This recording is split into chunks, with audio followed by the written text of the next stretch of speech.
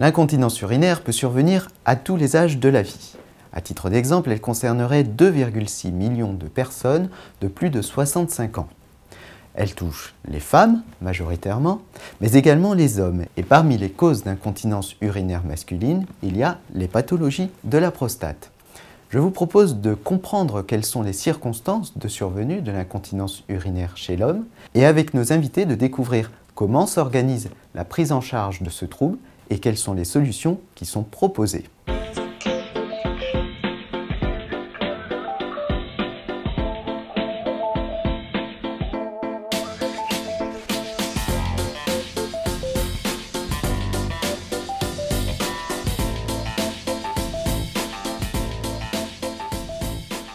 Et pour parler de l'incontinence urinaire masculine, nos invités sont le docteur Lamia Fourny, praticien hospitalier, gériatre à l'hôpital Antoine Béclair, le docteur Vincent Cardot, chirurgien urologue à la Pitié-Salpêtrière et à Meudon, et Stéphanie Coton, responsable marketing au sein de la société SCA, fabricant des protections TENA pour incontinence urinaire. Avant toute chose, je vous propose qu'on plante le décor afin de mieux comprendre quel type d'incontinence urinaire sont observés chez l'homme et pourquoi ce trouble survient.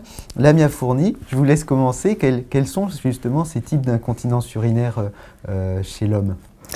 Alors, il y a effectivement 3 types d'incontinence chez l'homme, le plus souvent. L'incontinence urinaire par impériosité ou qu'on appelle urgenturie, qui est plus souvent liée à une hyperplasie de prostate, une hypertrophie, dans un tiers des cas. Ensuite, également liée à des vessies neurologiques, liées à des maladies neurologiques dont on parlera plus tard si vous le souhaitez. Donc, il y a plusieurs causes, si je comprends bien. Comme le diabète par exemple, ou les maladies neurologiques neurodégénératives ou d'autres maladies neurologiques peuvent entraîner une vessie hypotonique. Et voilà. Sinon, il y a aussi l'incontinence urinaire d'effort qui peut être liée à des tissus qui sont lésés suite à une chirurgie ou des traitements pour la prostate, l'hyperplasie ou le cancer de prostate, et également la plus fréquente dans mon domaine en tant que gériatre, l'incontinence urinaire par regorgement ou par rétention urinaire chronique liée à un syndrome obstructif et souvent par maladie de la prostate, que ce soit hypertrophie ou cancer, qui donne en fait pas de sensation de besoin, une incontinence urinaire goutte à goutte où le patient ne sent pas ses urines parce que la vessie se vide par regorgement, comme on dit. Voilà, D'accord. Est-ce que les gouttes retardataires sont Alors oui, oui, alors effectivement, je reviens là-dessus. Chez l'homme, une fuite urinaire, c'est bien sûr l'émission d'urine par le méa urinaire, mais chez l'homme, il peut y avoir des petites gouttes retardataires lorsqu'il remonte son pantalon et qu'il se rhabille, des petites retardataires, parce que l'urètre est plus long chez l'homme que chez la femme, et anatomiquement parlant, il peut y avoir quelques gouttes retardataires. Ce ne sont absolument pas des fuites urinaires. L'urètre, c'est ce canal, on peut appeler ça un par lequel est évacuée l'urine est évacuée de la vessie, enfin il y a les reins, les uretères, la vessie. Alors, je vous propose qu'on fasse un petit point justement anatomique pour bien comprendre comment survient et pourquoi peut survenir une incontinence urinaire chez l'homme. Je me tourne vers vous, docteur Cardot. Pourquoi justement voilà, l'incontinence urinaire peut survenir chez l'homme, et est-ce qu'il s'agit d'une pathologie de la prostate ou d'un dysfonctionnement de la vessie? En fait, le docteur Fourmé a bien expliqué, il y a 3 types d'incontinence. À partir du moment où il y a 3 types d'incontinence, vous avez plusieurs pathologies qui peuvent intervenir. Dans l'incontinence par impériosité, par hyperactivité vésicale, soit c'est en général la vessie qui est malade. Donc la vessie, à peine se remplit-elle qu'il y a une contraction qui se fait. Cette contraction entraîne une émission d'urine que le patient ne peut pas contrôler.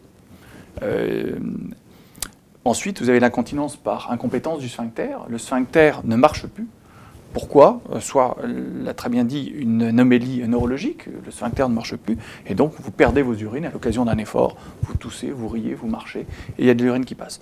Le plus souvent chez l'homme quand même, c'est en général dû au passage d'un chirurgien que vous ayez et la plupart du temps, c'est en général une chirurgie pour cancer de prostate. Quand vous avez une chirurgie de cancer de prostate, vous enlevez toute la prostate. Vous ne passez pas très loin du sphincter. Ce sphincter va mettre du temps à récupérer. Et pour malheureusement 3% des patients, il y aura une séquelle avec une incontinence pour laquelle aujourd'hui il y a des solutions, mais il restera ces fuites urinaires. Et enfin, l'incontinence par regorgement. Ce sont des patients qui ont une hypertrophie bénigne de prostate, que le patient ne sent pas sa vessie se remplir au fur et à mesure. Et ça fait comme un tonneau trop plein. Quand vous avez un tonneau trop plein, dès que vous le remplissez un tout petit peu, l'urine déborde. Et c'est ce qui va se passer avec ces patients qui ont une vessie, qu'on va dire probablement claquée, qui contient 1 litre, 2 litres. Il y a un obstacle en dessous, et de fait de cet obstacle, eh ben, vous aurez une incontinence qui se fera goutte à goutte. Alors, si je comprends bien, la prostate est très proche de l'urètre de ce canal, et c'est ce qui explique que quand le chirurgien passe, il puisse y avoir un souci. Effectivement, lorsqu'on regarde l'anatomie, vous avez une vessie qui forme un entonnoir et qui forme un récipient. Vous avez la prostate et en dessous le sphincter. La prostate enserre l'urètre. Donc, à partir du moment où ça enserre l'urètre, la chirurgie de la prostate est intimement liée à cette région, à la vessie et au sphincter. Car finalement, c'est un organe qui se situe juste entre le sphincter et la vessie juste au-dessus. Donc à partir du moment où vous y touchez, il y a toujours un risque, qu'il y ait un geste sur ce sphincter, même si ça, en général, c'est assez exceptionnel. Est-ce qu'on sait estimer ce lien justement entre incontinence urinaire et alors pathologie de la prostate, voire chirurgie de la prostate? Oui, alors aujourd'hui, on estime que l'incontinence chez les gens de 40 ans, chez les hommes, c'est à peu près 3%. Chez les patients de 60 ans, c'est 10%, et au-delà, on arrive à 30% pour les patients qui sont âgés au-delà de 90 ans. Ce n'est pas du tout les mêmes rapports avec les femmes, qui est beaucoup plus important. L'incontinence urinaire, c'est un symptôme qui peut survenir avant, lors d'un trouble de la prostate, lors d'une pathologie de la prostate qui n'a pas encore été diagnostiquée ou dépistée. Lorsqu'on regarde, la plupart des patients aujourd'hui viennent pour un dépistage, pour une consultation de contrôle. Il arrive évidemment que les patients consultent dans le cadre d'une incontinence, mais encore une fois, c'est peut-être un petit peu moins fréquent. Lorsqu'on reprend les incontinences qui ont été citées par le docteur Fourmis, on reprend la même chose, c'est l'incontinence par hyperactivité vésicale, donc des patients qui consultent pour des émissions d'urine qui ne sont non contrôlées et qui surviennent en général sur des périodes très courtes, des gens qui vont uriner très souvent, des gens qui ne peuvent pas se retenir. Là, effectivement, il y a une pathologie derrière, mais une pathologie vésicale qui peut être due à la prostate. Donc on rentre dans une deuxième cause quasiment. Lorsqu'il y a effectivement quelqu'un qui consulte pour une incontinence urinaire, parce qu'il a été opéré, il vient d'emblée pour une incontinence urinaire. Et enfin, l'émiction par regorgement, qui sont quand même beaucoup plus rares, et là pour lequel effectivement des patients âgés consultent directement avec une incontinence qu'ils ne comprennent pas. Et à ce moment-là, effectivement, c'est le témoin d'une pathologie prostatique. Alors, on va justement s'intéresser à la prise en charge de l'incontinence urinaire chez l'homme et particulièrement à ce qu'on appelle le bilan urodynamique. Lamia Fourny, parlez-nous de ce bilan qui représente un examen clé dans le cadre de la prise en charge de l'incontinence. Oui, c'est souvent un examen qui nous est demandé par l'urologue, le chirurgien. Alors, différemment à la femme, souvent on nous la demande avant, mais chez l'homme, c'est souvent après l'acte chirurgical. Parce qu'il y a une incontinence qui apparaît ou qui persiste, et pour comprendre ce qui se passe, pour savoir si il s'agit de la vessie ou du sphincter ou des deux. Quel est celui qui est malade. Lieux, si je comprends bien. Le bilan aérodynamique est un examen endoscopique où on remplit la vessie. Bon, c'est en position couchée, c'est pas dans les conditions physiologiques de la vie où on marche, où on bouge, voilà, c'est couché, mais on arrive quand même à avoir des résultats et comprendre ce qui se passe, puisque ce sont des pressions pendant que la vessie se remplit. Le patient nous exprime ses besoins, ou pas d'ailleurs, s'il n'en a pas. Si la vessie est hypotonique et malade, il ne va pas exprimer de besoin, elle va se remplir et beaucoup. Ça va être des grandes vessies, des vessies de lutte comme on dit, ou des vessies claquées, ou des vessies qui ont souffert d'un obstacle prostatique le plus souvent, ou qui sont des vessies neurologiques dans certaines maladies neurologiques. Et puis également la pression du sphincter, donc la pression urétrale, de ce canal rétral autour duquel est positionné le sphincter lisse, dont on parle actuellement. C'est le sphincter lisse qui est commandé par le système nerveux autonome, donc c'est un système végétatif qui n'est pas commandé par notre volonté. Et à côté du sphincter lisse, c'est le sphincter strié que celui-ci, on commande par notre volonté pour ouvrir ou refermer. Donc ce sphincter, on va savoir s'il est compétent ou incompétent. Et donc on va pouvoir dire à l'urologue, au chirurgien urologue, de par l'interrogatoire, l'examen clinique, par des réflexes périnéaux que l'on fait au niveau du sphincter anal qui est innervé comme le sphincter urétral, le sphincter donc le robinet, quoi, le fermoir, pour être socialement acceptable et continent. Il est important qu'on puisse faire un diagnostic, et ce bilan aérodynamique est un examen non seulement médico-légal, mais un examen clé, comme vous dites, pour annoncer au chirurgien urologue qui pourra intervenir, soit par un traitement médicamenteux, soit par une nouvelle intervention chirurgicale, soit sur la vessie, soit sur le sphincter. Alors si je comprends bien, il y a une complémentarité entre vous, l'urologue, vous, le médecin urodynamicien, un va-et-vient en fait, et donc vous, docteur Cardot, à partir de ce premier état des lieux, vous pouvez décider d'intervenir, enfin en tout cas vous savez mieux comment intervenir. Exactement. Tout ce que a dit c'est exactement ce que disait Madame Fourmis. Le problème est de savoir d'où vient la pathologie. Est-ce que la pathologie vient de la vessie, ou est-ce que la pathologie vient du sphincter, ou est-ce que la pathologie vient de la prostate qui retentit sur cette vessie? Et en fait, de temps en temps, on pourrait être tenté d'opérer certains patients d'une prostate sur une hyperactivité vésicale, puisque je vous ai expliqué que cette prostate augmentant de taille, elle gêne à l'évacuation de la vessie et entraîne une certaine irritabilité de la vessie. Mais il est intéressant de savoir si est-ce que la vessie est malade avant ou est-ce que la vessie est malade à cause de cette prostate. Certains urologues peuvent se dire je vais opérer la prostate et ça ira très bien après. Finalement, ils opèrent cette prostate, on libère le chemin, mais après, j'ai un patient qui a encore plus d'hyperactivité vésique et on est bien embêté parce qu'il a des fuites plus importantes. Donc l'interrogatoire et l'examen aérodynamique va pouvoir peut-être me guider et m'orienter sur le fait de me dire c'est plus la vessie qui est malade ou c'est plus la prostate qui est malade avec une vraie obstruction. D'où l'importance pour moi du bilan aérodynamique dans certains cas. Alors, on va parler justement de ces traitements de la prostate. Est-ce que les interventions chirurgicales qui peuvent être proposées en cas de maladie de la prostate entraînent toujours une incontinence urinaire? Ou est-ce que les nouvelles méthodes permettent aujourd'hui de limiter ces complications? Alors, il faut être simple. Aujourd'hui, heureusement, la chirurgie a fait beaucoup de progrès, comme la médecine en général. Donc, comme je le disais tout à l'heure, pour cancer de prostate, aujourd'hui, on estime que le taux d'incontinence après ce type de chirurgie, alors qu'on enlève complètement la prostate et que donc on passe pas très loin du sphincter, est estimé à peu près à 3%. Ce 3%, il est à moduler. Si vous opérez quelqu'un qui a 55 ans, le pourcentage d'incontinence il est inférieur à 1%. Si vous opérez quelqu'un de 70 à 75 ans, le pourcentage risque d'être un tout petit peu plus important. Aujourd'hui, on a des techniques qui sont bien évaluées. On peut opérer en faisant de la chirurgie ouverte et on peut opérer sous cœlioscopie ou sous cœlioscopie robot-assistée, ce qui nous permet de temps en temps quand même d'avoir une précision peut-être un peu plus importante et espérer avoir un gain réel sur cette incontinence. Alors, il faut séparer tout ce qui est nouvelles technologies pour cancer de prostate qui sont quand même encore en évaluation, qui n'ont pas fait leur preuve totale de leur efficacité et qui peuvent être parfaitement pratiquées aujourd'hui dans des centres experts, mais dans le cadre d'un protocole. Deuxièmement, vous avez des techniques qui sont parfaitement validées aujourd'hui. Les techniques validées aujourd'hui, il y a quand même beaucoup pour traiter le cancer de prostate, entre la radiothérapie, la chirurgie et l'ablatherme, qui est une forme d'ultrason qui est on va dire qu'il y a une bonne position, mais en général en troisième alternative dans le cadre de ces cancers de prostate. Alors je vous propose maintenant qu'on s'intéresse aux solutions palliatives qui sont proposées aux hommes. Est-ce que la perception de la protection urinaire est différente entre l'homme et la femme?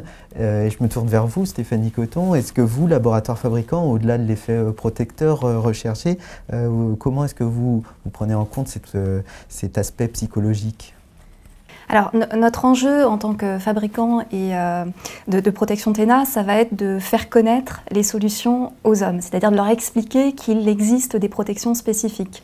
À la différence des femmes qui, finalement, toute leur vie ont eu l'habitude des protections, les hommes, eux, ne vont pas avoir le réflexe d'utiliser des protections spécifiques. Ils ne vont même pas savoir qu'elles existent.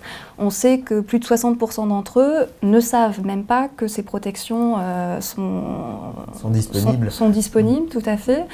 Ça veut dire qu'ils utilisent, dans le meilleur des cas, des protections d'hygiène féminine qu'ils vont détourner, soit des solutions qu'ils vont eux-mêmes bricoler, donc de type mouchoir, gants de toilette, ou alors ils ne vont rien utiliser du tout. Et souvent, c'est plutôt leur conjointe, en fait, leur compagne, qui vont acheter les protections de leur mari et qui vont les amener à connaître ces produits. Donc il y a un véritable travail d'éducation qu'on n'a pas forcément chez les femmes. Vincent Cardot, vous voulez intervenir? Oui, je rebondis sur ce que vous dites, parce que bricoler, je me souviens d'avoir vu un de mes patients qui est arrivé avec un sac de plastique, avec du scotch, bref. Et il a fallu véritablement l'éduquer et le pousser à aller chercher des solutions qui existent. D'où l'intérêt d'en parler avec le praticien, avec le médecin. Mais alors, ou à la consultation d'urodynamique avec l'infirmière. Vous faites la promotion de la consultation d'urodynamique, c'est bien. Ben, disons qu'elle est de toute ressource, parce qu'on parle des solutions curatives, mais aussi palliatives.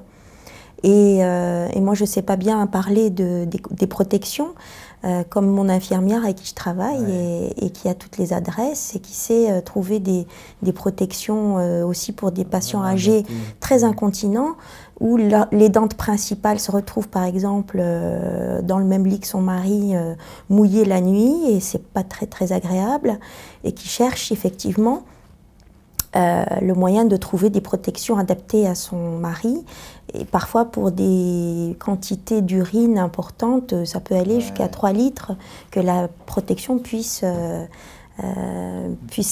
recevoir la nuit, puisque chez la personne âgée, une nicturie physiologique, on urine plus la nuit. Quelle est la réaction des hommes qui justement découvrent qu'il y a des solutions qui sont adaptées à eux, et est-ce que ça facilite le dialogue? En tout cas, est-ce que ça l'ouvre, ce dialogue, cette discussion? Alors, la manière dont on communique en général, c'est via l'officine, où en effet on va utiliser donc, des supports de communication traditionnels pour faire connaître les produits, via des affiches, des posters. Et on avait utilisé récemment un visuel d'homme avec vraiment un zoom sur le caleçon et une approche très directe. Et ce type d'approche, en effet, fonctionne avec les hommes qui se sentent interpellés, et ça va en effet faciliter le dialogue. Souvent, ils sont étonnés. Ils avouent qu'ils ne connaissaient pas et qu'ils ne savaient même pas l'existence de ce type de protection. Et notre approche, elle est très directe, c'est-à-dire qu'il y a un problème, une solution. On est très pragmatique. Quels sont les critères justement pour choisir une protection adaptée? Quelles sont les précautions à prendre? Et je crois que vous avez amené justement pour nous illustrer ces propos des protections, pour nous expliquer ce qui existait. Oui, tout à fait. Alors en effet, j'ai amené quelques exemples. Après, le choix d'une protection dépendra toujours de l'intensité des fuites urinaires. Donc en effet, je vais choisir, donc si je suis un homme, j'ai des protections anatomiques spécifiques qui me sont proposées, adaptées à mon anatomie. Et ensuite, le choix va se faire en fonction donc, de l'intensité de mes fuites urinaires, et il existe en ce sens plusieurs absorptions. Donc, dans les produits que je vous ai apportés, vous avez donc ces protections anatomiques dont j'ai parlé. Donc ici, vous avez une absorption de niveau 2 qui correspondrait à une incontinence légère à modérée et qui se place dans un boxer ou dans un slip avec des bandes adhésives. Donc dans ce cadre, on déconseille bien sûr le port d'un caleçon un peu flottant, parce que dans un caleçon, on ne va pas réellement pouvoir positionner le produit. Déjà, les bandes adhésives ne vont pas adhérer facilement, et puis après, la tenue ne sera pas la même. Et puis, il existe aussi des produits donc, plus absorbants, dans le cadre d'incontinence urinaire plus importante, que l'on appelle nous des sous-vêtements absorbants, et qui, donc, dans la coupe, sont adaptés à l'anatomie masculine, ressemblent on va dire, le plus possible un caleçon, oui, voilà, et sont également imprimés pour qu'on n'ait plus cette barrière finalement qu'on peut avoir d'une protection blanche, médicalisée, vous osez la fantaisie, on va dire, un petit peu pour... Autant que possible dans ce domaine. Ces protections et leurs caractéristiques et leur acceptation également peuvent évoluer. On opte pour une solution palliative à un instant T. Est-ce que ce sera la même quelques temps après, un an après, Lamia Fourny? Non, effectivement, il faut que ça évolue. Ça peut être nécessaire après une chirurgie. En attendant qu'il y ait un diagnostic, une prise en charge, effectivement, ça peut être aussi une protection complète la nuit et peut-être des protections plus légères la journée pour que le patient puisse aller aux toilettes. C'est une forme de rééducation aussi de l'inciter à ne pas avoir un change complet. Non, c'est jamais une solution définitive, la protection, mais c'est sûr que c'est un atout important pour avoir un certain confort et une qualité de vie. Stéphane Coton? Alors je pense que c'est bien résumé en effet. Il existe différentes absorptions et en effet on aura peut-être besoin d'une absorption plus importante dans le cadre d'une chirurgie de la prostate et puis après en effet le patient, enfin la personne pourra abandonner totalement le port de protection ou tout simplement avoir recours à une petite protection très fine qu'il utilisera au cas où. Merci beaucoup d'être intervenu. Je crois qu'il y aura encore beaucoup de choses à dire sur le sujet, mais vous êtes évidemment les bienvenus pour revenir en discuter. À très bientôt pour un nouveau podcast Santélogue.